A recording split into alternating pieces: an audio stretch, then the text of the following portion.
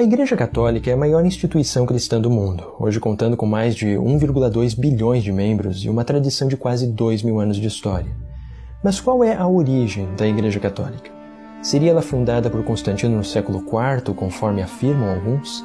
Seria a Igreja Católica fundada pelo próprio Jesus de Nazaré, como afirma a tradição católica?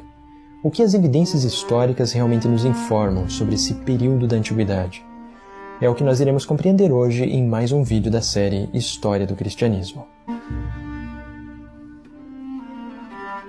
Atualmente é bastante comum encontrarmos muitas pessoas que acreditam que a Igreja Católica foi fundada ou então se originou a partir do IV século, seja com Constantino a partir do Concílio de Nicéia do ano de 325, ou ainda nas décadas finais do IV século com o imperador Teodósio, mas especificamente a partir do Édito de Tessalônica, que foi responsável, então, por fazer com que o cristianismo se tornasse, a partir deste momento, a religião oficial do Império Romano.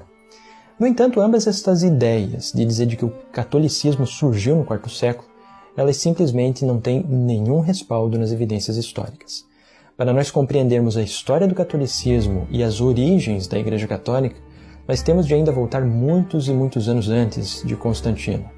Nós temos de voltar mais de 200 anos antes, ainda no início do período pós-apostólico da Igreja, mais especificamente com um dos escritores mais proeminentes da Igreja nessa época, que foi Inácio de Antioquia.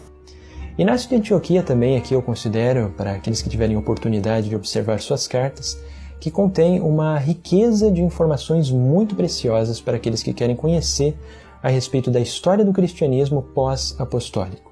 Ele escreve diversas cartas a vários cristãos que se encontravam nas diversas regiões já do Império Romano e nos traz então essas informações sobre como estava sendo o desenvolvimento destas comunidades cristãs.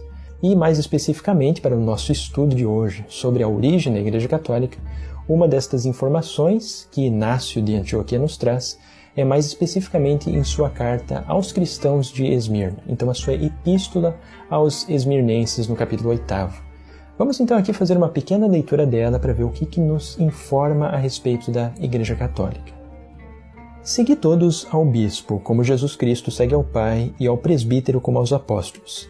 Respeitai os diáconos como a lei de Deus. Sem o bispo ninguém faça nada do que diz respeito à Igreja. Considerai legítima a Eucaristia realizada pelo bispo ou por alguém que foi encarregado por ele. Onde aparece o bispo, aí esteja a multidão. Do mesmo modo que onde está Jesus Cristo, aí está a Igreja Católica.